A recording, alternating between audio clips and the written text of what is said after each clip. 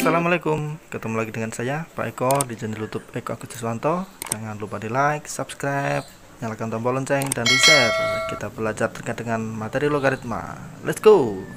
Baik, definisi logaritma seperti ada pada tampilan. Jika ada A log B sama dengan C itu jika dan hanya jika A pangkat C sama dengan B. Jadi di sini hasil daripada logaritma C itu merupakan kita mencari pangkat daripada A pangkat C sama dengan B. Jika dibuat logaritma adalah A log B sama dengan C. Dengan demikian logaritma juga merupakan inverse daripada perpangkatan. Baik, kita akan mengerjakan beberapa contoh terkait dengan apa yang sudah kita pelajari terkait dengan definisi logaritma tadi. Tadi sudah dinyatakan jika ada A log B sama dengan C, jika dan hanya jika A pangkat C itu sama dengan B. Nah, di sini ada soal misalkan contoh ya, nyatakan tiap bentuk eksponen di bawah ini dengan memakai notasi logaritma. Pertama ya, contoh A ada 6 pangkat 2 sama dengan 36. Nah, ini kalau dinyatakan sebagai bentuk logaritma bagaimana? Ya, saya tulis jawabnya di sini.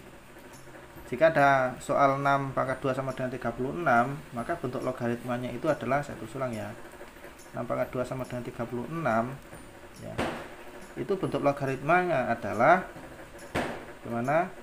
6 log 36 sama dengan 2, seperti pada definisi di atas ya. Jika ada A pangkat C sama dengan B, itu sama dengan A log B sama dengan C. Jadi kalau begitu 6 pangkat 2 sama dengan 36, maka bentuk logaritmanya adalah 6 log 36 sama dengan 2.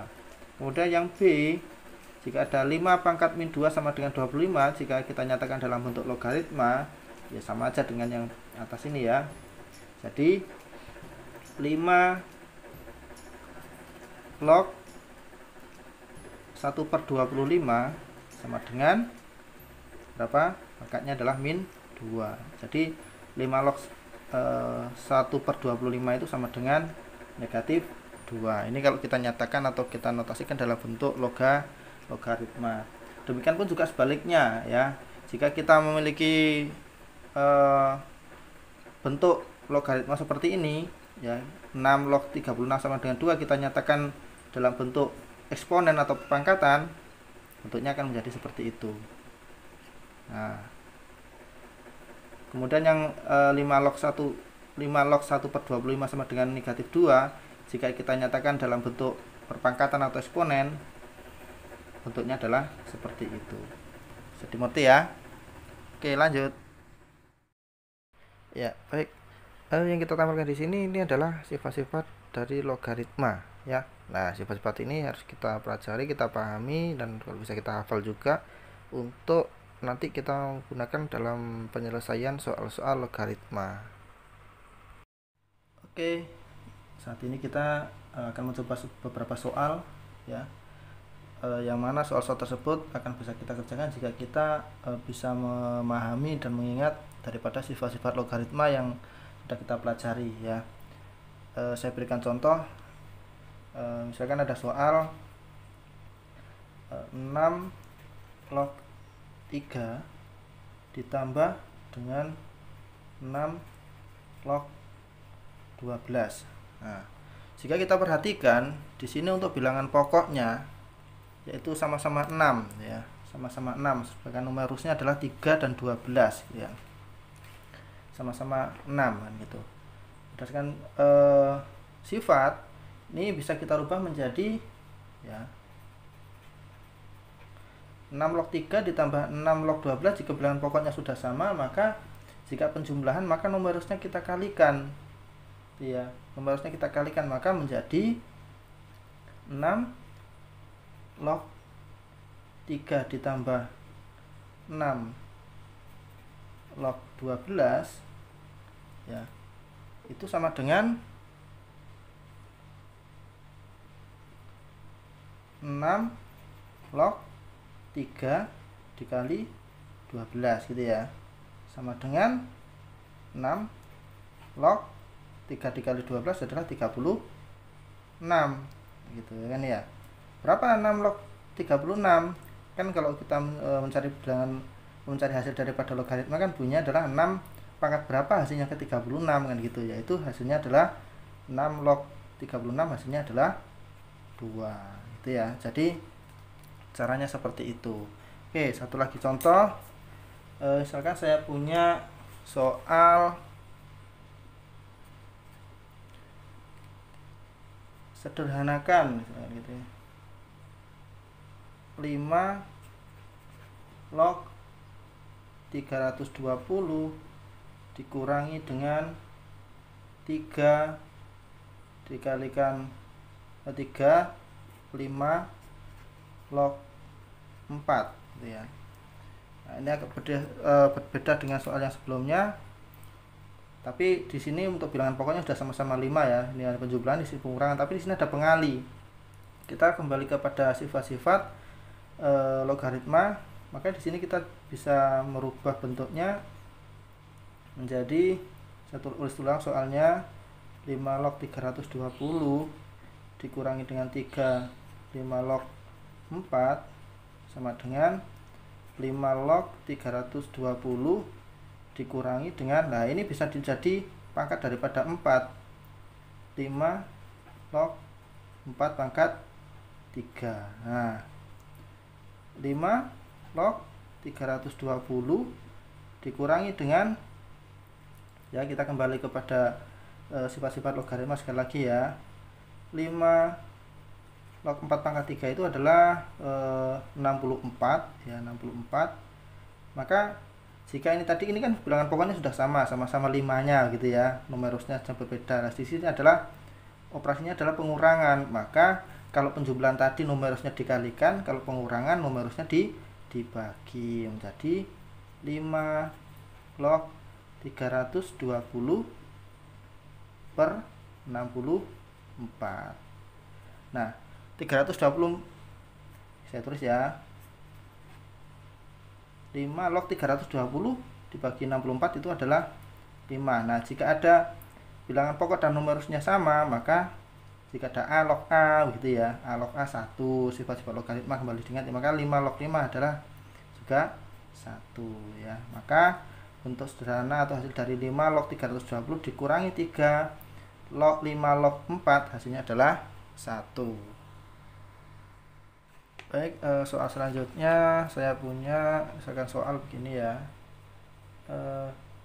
Jika log P sama dengan A, log Q sama dengan B ya, dan log R sama dengan C, nyatakan log akar P per akar pangkat 3 Q R pangkat 3 ya, dalam bentuk ABC gitu ya. Ya, nyatakan bentuk ini ya, log akar P per akar 3 pangkat Q R pangkat 3 dalam bentuk ABC gitu soalnya seperti itu. Gimana cara mengerjakannya? Perhatikan, dijawab ya. Kita bisa merubah ya. Ini kan numerusnya ya, numerusnya ada yang dibagi ini gitu kan. Dibagi, ini juga berada di pembaginya kan gitu. Maka ini kita bisa merubah jadi penjumlahan dan pengurangan. Dan akar ini juga kita bisa merubah dalam bentuk pangkat kan gitu ya. Maka bisa kita ubah menjadi bentuk,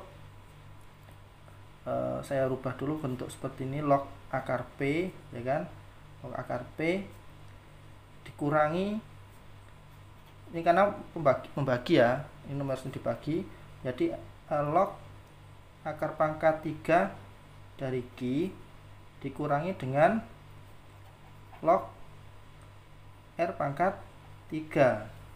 Nah, sama dengan log akar P ini kan bisa kita rubah menjadi log P pangkat setengah ya kan, dikurangi dengan log akar pangkat 3 dari Q adalah Q pangkat 1/3 dikurangi dengan log R pangkat 3. Nah, jika ada numerusnya dipangkatkan begini kan dia pangkatnya menjadi pengali ya, dilihat kembali sifat-sifat logaritma, maka di sini bisa mencoba menjadi setengah log P, nah, dikurangi sepertiga log I dikurangi 3 log R. Nah, ini kan sudah, ini log P sudah ada, log I sudah ada, log R sudah ada, tinggal mencari di sini kan di dalam disuruh merubah dalam bentuk ABC, maka di sini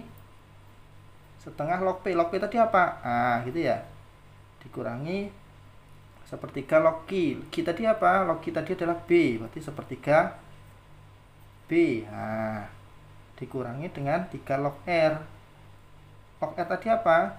C, maka 3C. Jadi ini jawabannya, begitu ya. Oke, paham ya? Oke, selanjutnya ini ada soal lagi. Misal 2 log 3 sama dengan A, 3 log 5 sama dengan B. Nyatakan 2 log 5 dalam A dan B ya. Nyatakan 2 log 5 dalam A dan B.